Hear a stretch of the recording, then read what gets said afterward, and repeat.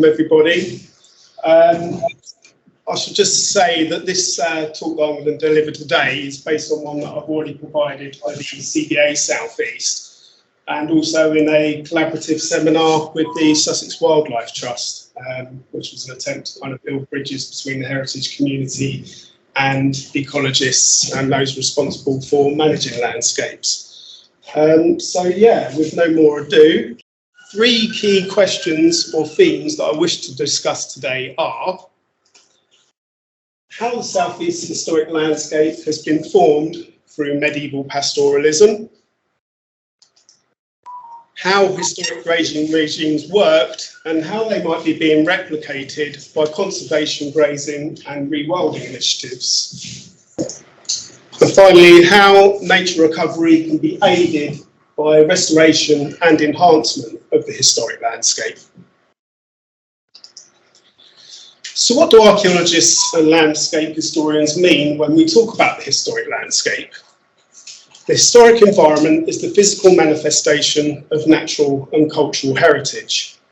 The landscapes we see today are formed by thousands of years of human interaction with the environment. From the uplands to the settled valleys, the landscapes testify to both continuity and change, as well as the deep cultural patterns of life which have moulded our landscapes over millennia. When we talk about the historic landscape, it is with an appreciation of the time depth present in our modern countryside, how the countryside has evolved, and how human interference has created regional variation in landscape character. These variations, they contribute to the beauty of the British countryside, whilst also providing a sense of place. The South East, as you all know, comprises the counties of Kent, Surrey and East and West Sussex, as well as part of Greater London. It is an area of reasonably varied topography, with areas of high relief encompassing the North and South Downs, as well as the central high weald. Regional variation in landscape has led to Natural England's definition of national character areas. And these are based on a combination of landscape, biodiversity, geodiversity and economic activity. They were designed to follow natural lines in the landscape rather than administrative boundaries. And this makes them a good decision-making framework for the environment. Now, in many ways, these national character areas are based on the much older concept of pays. The term pays comes from the French word for an environmentally and culturally distinctive region. In Britain, their definition has provided a framework for the study of the historic landscape, and all have their own unique environments and histories of settlement. Here we can see the pays of the South East. In the centre, we have the semi-upland environment of the high weald. This is surrounded by the heavily wooded clay vale of the low weald, which in turn is encompassed by the poor sandy soils of the Greensand Ridge. These areas lie between the opposing chalk escarpments of the North and South Downs, and to the east we have the coastal reclaimed wetlands of Romney Marsh and the Pevensey Levels. In the south, we have the rich arable area of the Sussex coastal plain. So let's examine the fundamental landscape characteristics of some of these pays. Owing to its heavy clay soils, the low weald has historically been a predominantly pastoral area. It's still densely wooded, with a high proportion of surviving ancient woodland. Many of the more extensive areas of tree cover, such as the Mens and St Leonard's Forest, are a legacy of medieval wood pasture, an environment formed through the communal grazing of livestock. Much of this tree cover is also associated with hedgerows, woodlands formed of coppice with standards and rich in ancient woodland indicators. Blocks of these assarts are bordered by ancient northeast to southwest orientated lanes that originated as droveways for the seasonal movement of livestock. Now, although a significant part of the Western South Downs are wooded, a legacy of medieval hunting preserves and later landed estates, much of the remainder is comprised of close-cropped chalk grassland, home to an incredibly rich and diverse range of plant and insect life. The Greensand Ridge is characterised by high sandstone escarpments, mixed woodlands and open heath. Fields are predominantly small or medium in size. They form either irregular patterns derived from medieval enclosure or more regular patterns of post-medieval enclosure, often of earlier commons. Its low ridges and narrow vales drained by streams and rivers. Some of these retain riparian wetlands and extensive floodplains. Finally, Romney Marsh and the Pevensey Levels are dynamic environments, wetland landscapes with a fluctuating story of loss and reclamation from the sea. Now, as I've already suggested, the historic landscape has formed over thousands of years. Some of the earliest traceable impact of human communities on the landscape dates to the Mesolithic. During this time, we no longer think of a closed woodland habitat where a squirrel was said to be able to travel from John O'Groats to Land's End without ever touching the ground, but neither was it an entirely open park-like landscape as some have imagined. The picture is more complex and it undoubtedly changes over time. What we can be sure of is that alongside animals, humans were actively engaged in modification of the landscape, including the creation of clearings in order to encourage and more effectively hunt wild game. The Mesolithic was of course followed by the Neolithic, when domesticated plant and animal species were introduced, the first agricultural clearings were made and large-scale monuments were built. By the Bronze Age, tree clearance really gathered pace, and this is evidenced in the pollen record and significant accumulation of sediment within river valleys. During the later part of the period, extensive field systems were inscribed upon the land. In Sussex, Bronze Age fields covered much of the coastal plain. Towards the end of the Bronze Age, there was a dramatic shift in hydrology, which in the west of Britain significantly contributed to peat formation and the large-scale abandonment of uplands. Following a period of decline, by the late Iron Age, agricultural intensification again resumed, continuing into the Roman period. The region effectively became a breadbasket. The South Downs was covered in vast rectilinear field systems, and the Weald, rather than being this impenetrable forest, was actually home to pastoral farming and industry. After the collapse of the Roman Empire and the issuing in of the so-called Dark Ages, there looks to have been a degree of reforestation accompanied by urban and agricultural decay. So following that basic and in many ways vastly generalised view of the antecedent landscape, from the Middle Anglo-Saxon period, that's around the 748 centuries, a renewed market economy and state development once again led to agricultural intensification. It's from this time that I'll be mainly concerned with today. The medieval period, I will argue, was fundamental to creation of the historic landscape and the habitats that we know. So in defining the medieval period, when am I talking? The early medieval period dates from the end of the Roman occupation until the Battle of Hastings and the Norman invasion of 1066. In the southeast, it is often referred to as the Anglo-Saxon period, and it was broken down into the early, middle and late phases. This was followed by the High Medieval period from 1066 until the years surrounding the Black Death, and the Late Medieval period from the Black Death until Henry VIII's dissolution of the monasteries. So let's begin to look at pastoralism within our area and how this changed over time. The first thing to understand about the southeast is that its story is one of colonisation. It comprises anciently settled landscapes in areas of better arable potential and what's sometimes perceived as more marginal areas, where the prospects of early farming and settlement were not quite so good.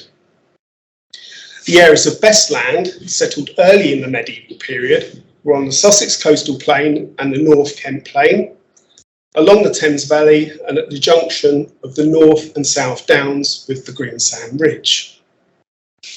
These last areas are sometimes known as the Sussex Spring Line and Holmesdale. By the Middle Anglo-Saxon period, these areas were home to settlements in Sussex referred to as the Spring Line villages, and these were often the centre of Anglo-Saxon territories referred to as estates. But what were the other areas like? Those landscapes away from zones of more permanent settlement. The Anglo-Saxon Weald has often been thought of as this vast impenetrable forest. Although it's certainly an overwhelmingly woodland area, its story is one of increasing clearance and colonisation as the medieval period progressed. During the Middle Ages, it was probably at its most wooded during the early Anglo-Saxon period, but even then it would have contained mosaic habitats of more open areas of land, wood pasture and closed woodland. In the earliest medieval period, Romney Marsh and the Pevensey Levels were wetland areas, areas of salt marsh, mudflats and fen. The Downs, by contrast, had received a good deal of clearance over prehistory. However, the steepest slopes might have still been covered in scrub. Chalk streams and winterbournes were more prevalent than they are today. So the most marginal areas, that is the Weald and the coastal wetlands, were areas of seasonal usage. They first existed as common pasture for the kingdom as a whole. Later, there was appropriation of pasture, firstly by so-called folk groups and later by Anglo-Saxon estates. During the 10th and 11th centuries, use of certain areas had become institutionalised into closed seasonal pastures, sometimes known as dens. So if you imagine that this circle is the Weald during the early Anglo-Saxon period, this was a time when the area was intercommunable by the kingdom as a whole. The only areas excluded from communal use of the forest belonged to the kings. By the Middle Anglo-Saxon period, parts of the Weald became associated with folk groups through a process of customary usage. Later still, specific pastures became appropriated by estates and ultimately manors. These seasonal pastures were often termed as dens, wicks or folds. The dens have most often been associated with the early medieval husbandry of swine. In the autumn and early winter, herders would use drove roads to take their pigs to wood pasture, to be fed on acorns, beech nuts and other mast. Pannage meant both the pasturing itself and the dues paid by tenants and others for the right to send their pigs to graze. It involved the autumnal feeding of swine in order to fatten them for slaughter. The detached pannage system was a means of risk spreading and maximising resources. It was an effective way of employing underutilised areas while separating livestock from the community's cornland. Pigs would have been costly and in many ways detrimental to keep on the home settlement all year round. And modern science has illustrated the benefits of the mast diet to pork in terms of its flavour and fat content. You think of the Iberico ham of Spain and Portugal.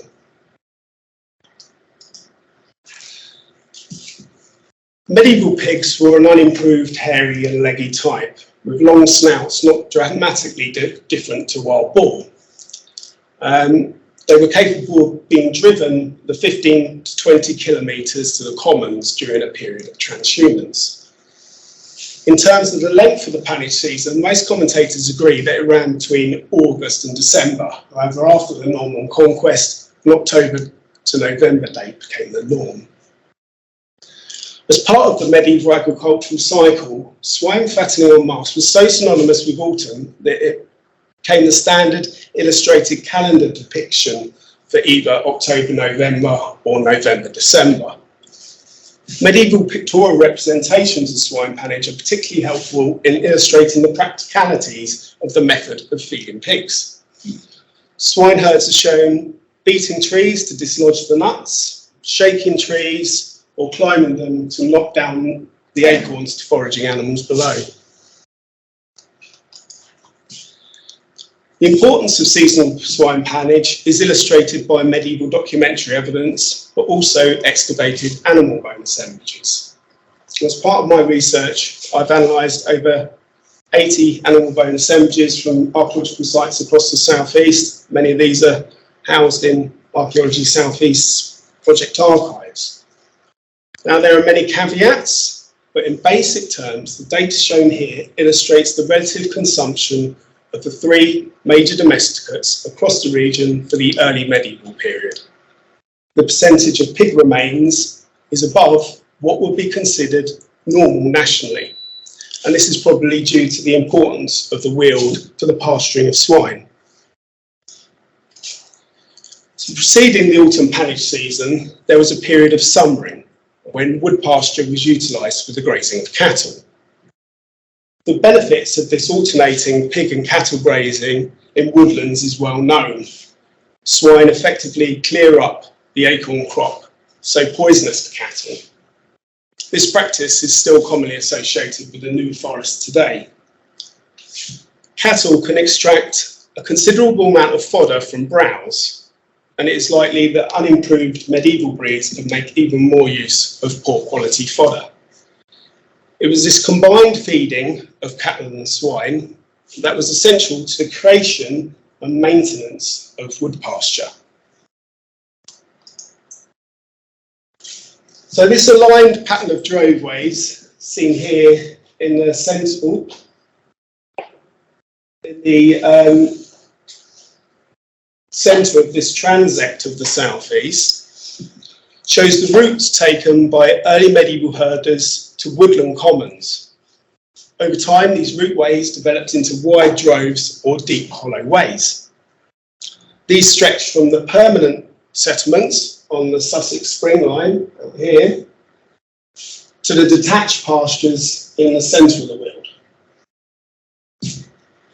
A shorter set of parallel routes in the west of the transect extends from the Springline villages in the areas of Bignor and East Lavington to the Mens. Wood pastures such as the Mens and Ebeno Common are a legacy of Anglo-Saxon communal use of the forest. They have been affected by subsequent land use and widespread decline in grazing, and their environments were no doubt influenced by the antecedent landscape, the prehistoric and Roman landscapes. But it's the Anglo-Saxon period when we can be sure of their operation as wood pasture in its purest form. Indeed, the name of the weald itself came to have pastoral woodland connotations, and the Old English name of the Mens is testament to its early medieval communal use. These Anglo-Saxon place names attest to these seasonal pastures in the southeast, as well as the animals themselves.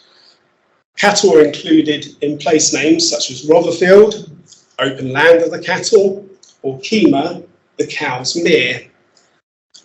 On screen is the location of Cowshot Manor on the heaths of the Bankshot series in the Thames basin of Surrey.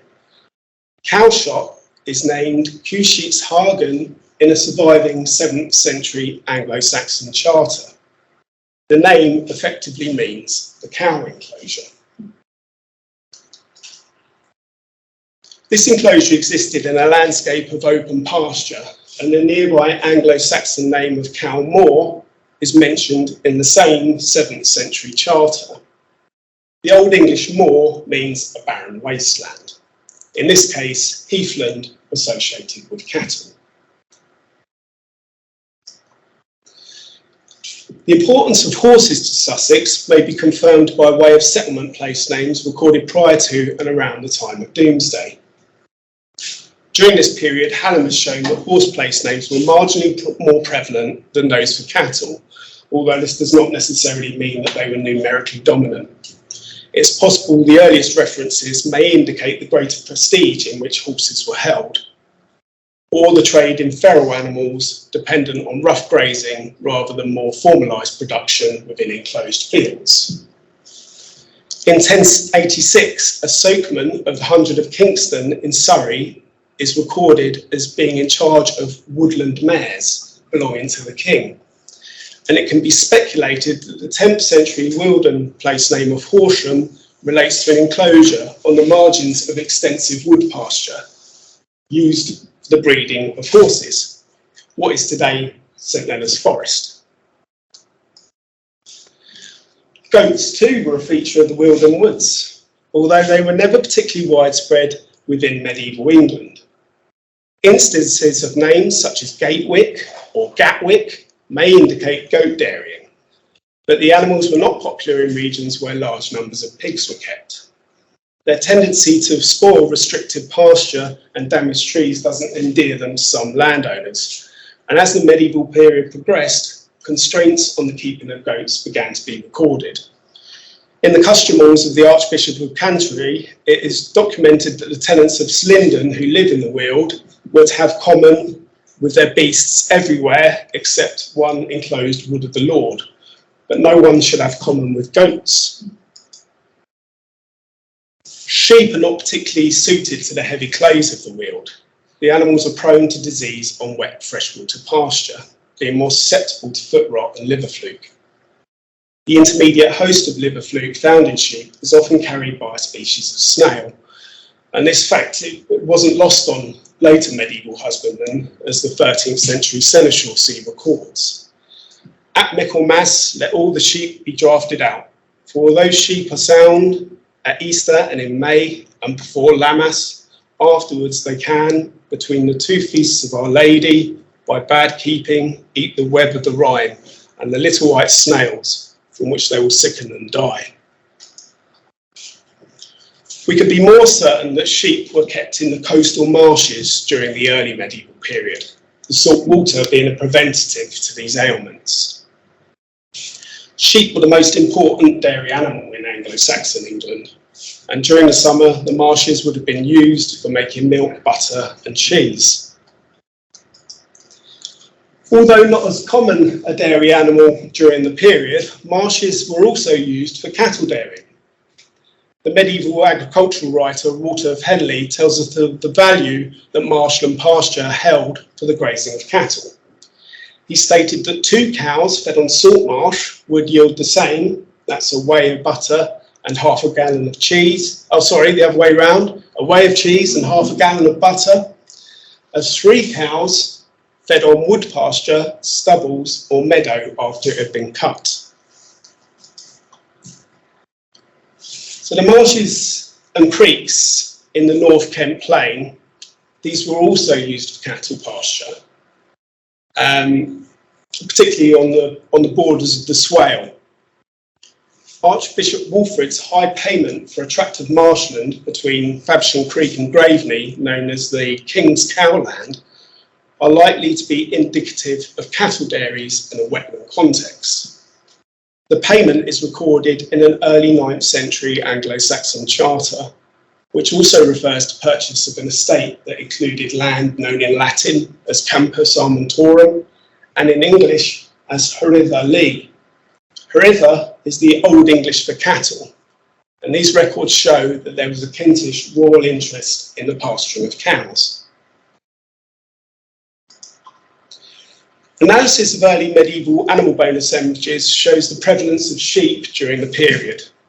The high downland was certainly being actively exploited as sheep pasture. Domesday records large numbers of shepherds on downland manors. And over 50% of the 3 major domesticates consumed on early medieval downland sites comprised the remains of sheep. By the late Anglo-Saxon period, we can be confident that the prevalence of downland sheep had begun to create that botanically rich chalk grassland that we associate with the sheepwalk. So moving on into the high medieval period, This was a time of rising population and agricultural innovation. Adoption of crop rotations and improved animal husbandry was a response to the growing urban population, as well as a more sophisticated market economy. Agricultural intensification led to the increased utilisation of more marginal land, and this is witnessed on the downland, where medieval arable cultivation pushed up onto the steepest slopes, creating plough lynchets. This example is from Hawkesbury in Gloucestershire, but similar scenes can be found all over the North and South Downs, with some particularly impressive examples near Poynings in Sussex. Now, this increasing use of more marginal land was also apparent in the Weald, which began to be more permanently settled and occupied by freeholders granted land farmed through a method of convertible husbandry, or infield-outfield. This was a method where fields close to the farm were intensively manured and cropped on a rotational basis, whereas those further away were laid to grass and pasture. The small assart fields that cover much of the low Weald are testament to this new colonisation, and many of these owe their origins to the 11th to 13th century. As well as reclamation from woodland, reclamation of marsh really gathered pace during the High Middle Ages, with the networks of drainage channels providing a relic of investment by monastic and other communities. The reclamation of Romney Marsh and the Pevensey levels created vast tracts of rich arable and pasture land. But the best arable areas were parts of the North Kent and Sussex coastal plains. The latter acted as a vast ecclesiastical grain factory, farmed by the open field method of agriculture. The turning over of the Weald towards more permanent occupation led to a gradual decline in the pannage system that we spoke about, as the old seasonal pastures were granted to members of the community willing to carve a holding out of the woods and clays.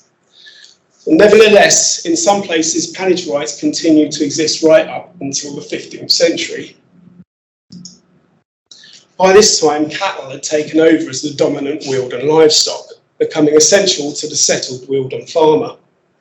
Not only were oxen the only beast capable of ploughing the intractable Wealden clays, but the soils also required vast inputs of cattle manure in order to raise an arable crop. Lords and monastic institutions began to see the value of the Weald for the grazing of cattle, creating great specialised cattle ranches known as vaccaries. They sometimes acted as dairies, producing milk, butter and cheese, or as producers of beef cattle or indeed draft oxen necessary for arable agriculture. These establishments have been seen as a fundamental part of medieval land use and settlement evolution, particularly in areas designated as forest or chase. Now, one of the key characteristics of these vaccary sites is an oval enclosure. And when a certain number of criteria come together, it's possible to actually discern them. Here we have the example of Chelwood Vettery on Ashdown Forest in Sussex, a vaccary that was owned by the Augustinian monks of Micklen Priory and featured an oval enclosure and a vaccary place name, Vettery. At the Vettery, on the Surrey-Sussex border, a medieval cattle enterprise was again characterised by an oval enclosure, one that was later converted into a hunting park for deer. A report of inquisition within the Canterbury Cathedral archives explicitly mentions the presence of a Kentish vaccary. Here we can see that the tenants of the 100 of Marden should repair the house of a cow pasture, a vaccaria, in the manner of Milton Regis. And this was called Cow House.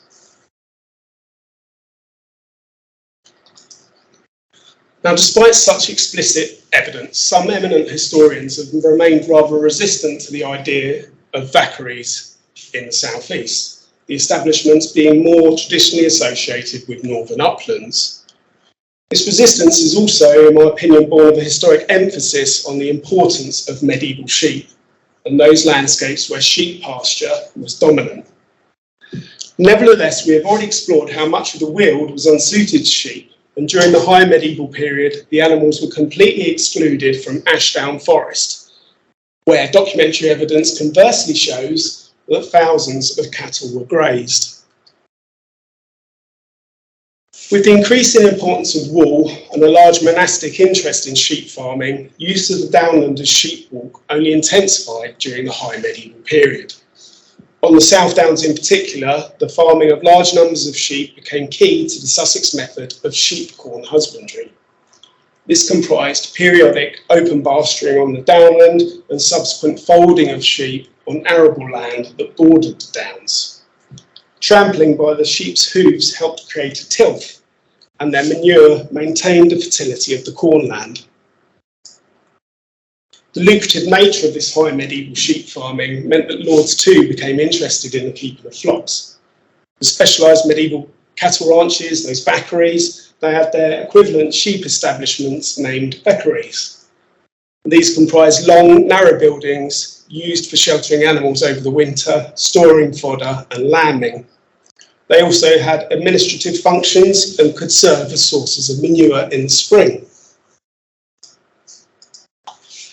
They're little studied in the southeast, although documentary evidence attests to their presence on the downland. Here we learn of the Earl of Arundel's sheepcote at Preston.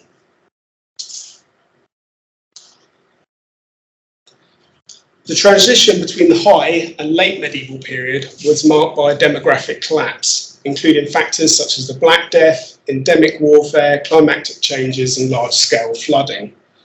And the latter included the destruction of some coastal plain villages. This was the result of massive coastal erosion. And this was coupled with inundation of the marshes, and the marshes would later become the subject of re-reclamation. To an extent, these factors halted expansion of agriculture into the so-called marginal areas. Those field systems that had pushed up onto the downs became abandoned and turned over to the sheep walk. There was also abandonment of isolated downland settlement, and many newly colonised landscapes, such as the Weald, experienced a loss of farmsteads. Abandoned holdings were a boon to neighbours who were often able to purchase farms of those whose owners had been lost to the plague. Medieval hunting parks had flourished through the high medieval period and reached their zenith by the late Middle Ages. Now, I love this depiction of a medieval park from the Master of Game held by the Bodleian Library. I think we've got the three species of deer, maybe a fallow and a red there, roe deer down here. There's a wild cat, a wild boar, love the badger here, and I'm not sure if this is a fox or a pine marten. The recovery of agriculture and settlement would go on through the post-medieval period. The major changes not coming until the agricultural revolution and the later intensifications caused by the industrial era. This, of course, includes chemical fertilisers, pesticides and herbicides, hunting and predator control, leading to biodiversity loss, the ploughing up of the chalk downland, and increasing mechanisation and soil degradation. So I hope this potted history of medieval pastoralism has given you some sense of the changes that occurred over the medieval period and how these were fundamental to the creation of the South East historic landscape. Though denuded through millennia of human interference and environmental factors such as natural cycles of climate change, the landscapes were still biodiverse in comparison to the post-industrial countryside. Mixed, often low-intensity agriculture, where communal farming and pastoral landscapes also played a key role in the system of land management, meant there was a mosaic of habitats. Medieval hunting grounds too ensured there were wild, in inverted commas, places where non-domestic animals were given space. My hope is that we can learn from historical forms of land management to help support biodiversity and aid sustainability. Both nationally and internationally, communities face the problems of anthropogenic climate change, depleted soils, pollution and depleting wildlife, all within the backdrop of rising populations, a need for space and increased food production. These challenges confront everyone, and it's our collective responsibility to forge the best outcomes through informed decision making. Through the medium of archaeological and paleoecological studies, heritage professionals have been able to chart the sometimes dramatic processes that have altered Britain's landscape and in turn its associated plant and animal communities. It is often perceived that farming in particular has been detrimental to nature and biodiversity, as well as the health of our countryside. Now, certainly this appears to be the case with some post-industrial land use, where chemical fertilisers, pesticides and herbicides, together with mechanisation and monoculture, has led to ecological impacts and soil degradation. Over the last 200 years, this, as well as irresponsible forms of fishing, hunting and predator control, has perhaps had the greatest impact on Britain's wildlife. Now, in contrast to much modern farming, medieval agriculture was in many ways geared towards sustainability and relied on natural inputs, focused on soil health and the carrying capacity of the land. Risk spreading was essential to the medieval farmer due to the vagaries of the weather and the long-term need to create viable, resilient holdings. We must remember there was no access to vets, pesticides, herbicides or antibiotics. That could never be suggested that direct aping of medieval farming could solve modern environmental issues. But by studying past pastoral, arable or mixed regimes, we can position ourselves to inform future developments and take the best elements from past land use and apply them in suitable contexts. It must be remembered that some species thrive alongside traditional agricultural regimes and that sustainable farming is essential to humanity's survival. The southeast heathlands, wooded commons and sheep crop downland are all a product of human intervention.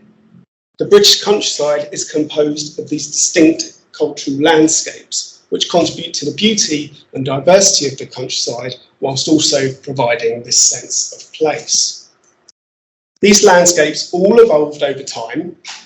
Nevertheless, their essential characteristics often owe their foundation to particular medieval land uses and agricultural practices. Within southeast England, the sheep corn husbandry of the South Downs and the exploitation of the Weald as wood pasture left a legacy in the morphology and ecology of the landscape. These historic landscapes accentuate certain environments that in turn encourage certain species. Locations that are today a target for nature recovery are often inherited from fragments of historic land use that once characterised wider geographical areas. It's frequently the case that these fragments escaped the agricultural improvers of the 18th and 19th centuries, as their environments were perceived to be just too extreme to warrant investment. They could also be a legacy of elite hunting preserves or landed estates. Alternatively, they are sometimes inherited from landscapes where the history of communal farming was so strong that older forms of land use maintained an adequate defence against agricultural conversion, such as late post-medieval enclosure. Habitats, cultural and historic landscapes thus evolved in tandem, and it may be possible to suggest that enhancement or revival of the essential characteristics of a particular landscape holds the key to local nature recovery. Some pioneering rewilding initiatives, such as the Uspadersplassen, began with a blank canvas in terms of an underlying historic landscape. The project was sited on an area of polderland in the Netherlands, only reclaimed from the sea in 1968. British ecological projects, such as NEP by contrast, are often implanted on a pre-existing historic landscape and should therefore be undertaken sensitively and holistically and with careful consideration of what is already there. In the case of NEP, once an understanding of the essential element of the Weald's historic landscape are applied, it's arguable the project actually enhances and restores important elements of the character of the region, i.e. this wood pasture. So in my opinion, conservation grazing and rewilding projects are in many ways replicating the medieval land uses that were fundamental to creation of historic landscapes. As a case study, when we consider the conservation grazing efforts of the Sussex Wildlife Trust at the Wealden site of Ebenow Common, here we might be able to demonstrate the combined opportunity to not only restore and enhance essential elements of the historic landscape, but also aid biodiversity and nature recovery. As I hope I've shown, the essential element of the historic landscape of the Weald is wood pasture. The historic decline of grazing at Ebenow meant that the wood pasture habitat became overgrown. When Sussex Wildlife Trust bought the reserve in 1980, there was a conscious effort to open up the woodland and restore grazing to the reserve. I believe that cattle were fundamental in this process. Now, there are a number of conservation reasons for keeping cattle in woodlands. These include the benefits to biodiversity by reducing tree and scrub regeneration, maintaining open habitats, and by decreasing dominant plant species. Conservation managers who wish to encourage a range of ancient and semi-natural woodland types have encouraged lower stocking densities, something that was clearly managed by medieval farmers by way of stints, small herd sizes, and restrictions on the month and length of grazing. For restoration of lowland wood pasture and maintenance of parkland environments, a higher grazing intensity is usually recommended. Though browsing and grazing in glades would have provided the majority of wood pasture forage for cattle, pollard or tree hay could also provide alternative feed when other fodder was scarce. Branches from trees in leaf were cut in the peak of the growing season and stored for winter feed. The branches were typically harvested during the late summer. As a ruminant, cows were able to extract more nutrition from lesser quality fodder, and beech, ash, elm, holly and ivy were probably all cut to feed cattle over the winter months. Coppice wood could also be grazed by cattle once the stalls had grown above browsing height. The value of coppice depended on the management cycle, but generally it improved grazing by opening up the canopy, providing space and light to the woodland floor. Both pigs and cattle require careful management in order that we benefit from their various advantages and so as not to disrupt the sensitive ecology of the forest. A medieval method of this alternate grazing of pigs and cattle at Ebenow, for example, could be valuable in terms of swine's ability to reduce poisonous acorns, but also for assisting in woodland regeneration. Medieval husbandmen achieved this in three ways. First, by the planting and encouragement of mast-bearing trees. Secondly, by the loosening of soil through the rooting activities of swine, creating ideal germination conditions for saplings. And thirdly, by that trampling of cattle, which can help reduce bracken cover. From a land management's perspective, foraging swine have also shown benefits in terms of their impact on the biology of the forest floor. Although grazing of pigs may be beneficial for this open wood pasture environment, when grazed in large numbers in confined spaces, they cause colluviation and they inhibit reforestation, ultimately causing the disappearance of woodland. Obviously, the numbers need to be adjusted to the size of the available wood. The grazing of both enclosed spaces and more extensive wood pasture was a particular feature of the medieval period within the southeast. Now, of course, it's up to land managers to decide if such a system is feasible, but if implemented, it may be wise to apply snout rings to restrict damage to older vegetation and prevent pigs from digging their way out of enclosures. So-called virtual fencing could also be considered as a means of controlling free-ranging livestock. These measures may be a modern means of replacing the medieval pig herder and livestock commoner. Modern technologies and approaches can alleviate the problems of a labour deficit in comparison to the older use of the commons. So, change is perhaps the only constant in history. Archaeologists and heritage professionals are often perceived as wanting to preserve the world in aspic. In fact, the conservation work we do is actually all about the careful management of change. The degradation of our current environment needs to be addressed, and we're in the process of finding a new way. But I would argue that that path can be informed by the lessons of the past. Fundamental aspects of our historic landscape can be enhanced, and that process in turn can enhance habitats, leading to nature recovery. Thanks very much.